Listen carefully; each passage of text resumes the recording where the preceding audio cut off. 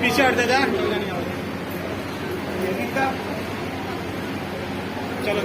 सफाई की क्षेत्र स्वच्छता का पालन नहीं करेगा, बीमारियां फैलती रहेंगी।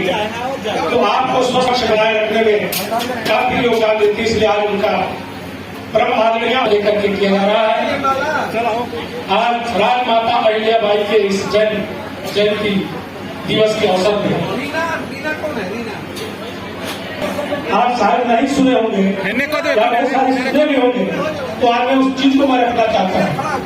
एक बार राज दरबार से उनके बालक मानो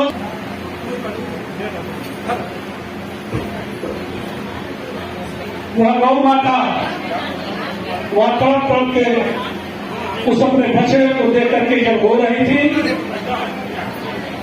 ठीक उसी के बाद राजमाता अहिल्याबाई का रथ आया। उस दृश्य को देखा वो बहुत भावुक हुई।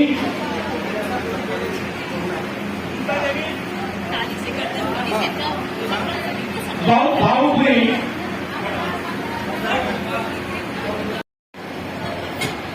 नगर पालिका गौड़ा बाजार के चेयरमैन श्रीमती श्वेता जायसवाल के आवास पर आयोजित इस कार्यक्रम में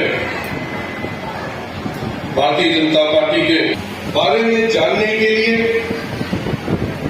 एक ऐसी मेहमानी जिसके बारे में अभी बहुत विस्तार से और बहुत अच्छे शब्दों के मार्फत आपके नगर पंचायत अध्यक्ष ने रखा।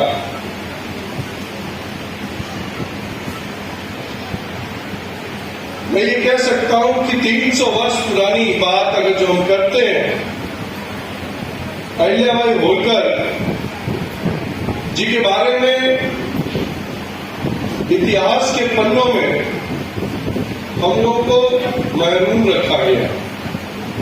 भारतीय जनता पार्टी ने जब ये कार्यक्रम चालू किया कि हम अहिल्याबाई होलकर की जयंती को मनाएंगे, 300वां जयंती मनाएंगे, तो मैं आप सच बताऊं आप सब लोगों को कि मुझे भी नहीं पता।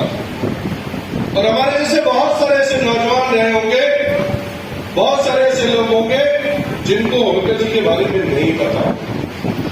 और जब साथियों जब हम लोगों ने उनके बारे में पढ़ा और जाना कि 3 पहले जब किसी परिवार में किसी बेटी का जन्म अभिशाप माना जाता था, उस महिला ने किस तरह पूरे देश को एक नई पहचान दिया, एक नया महिला सशक्तिकरण का जो एक अनूठा प्रयास कर जो एक राज घराने में अपना राज स्थापित किया। निश्चित तौर पर आज 300 साल के बाद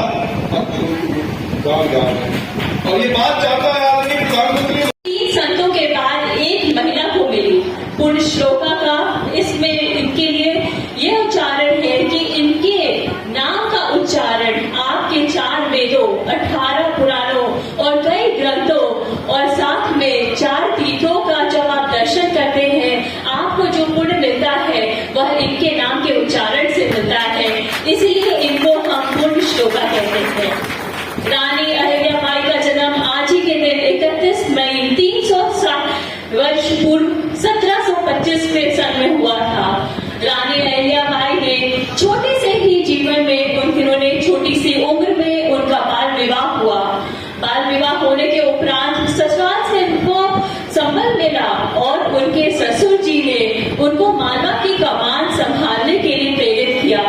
उस प्रोत्साहन से उन्होंने अपने आगे बढ़कर 1767 में मालवा की कमान संभाली और उसके बाद कई युद्ध लड़े और कई चुनौतियों का सामना किया, मगर उससे चुनौतियों से परायण नहीं किया।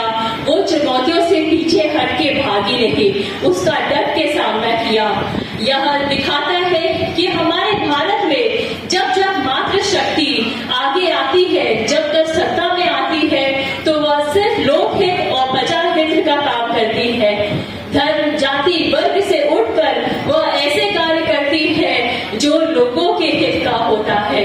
और माता अहिल्याबाई ने तो हमारे भारत की संस्कृति को संरक्षण किया। भारत में उत्तर से दक्षिण तक, पूर्व से पश्चिम तक एक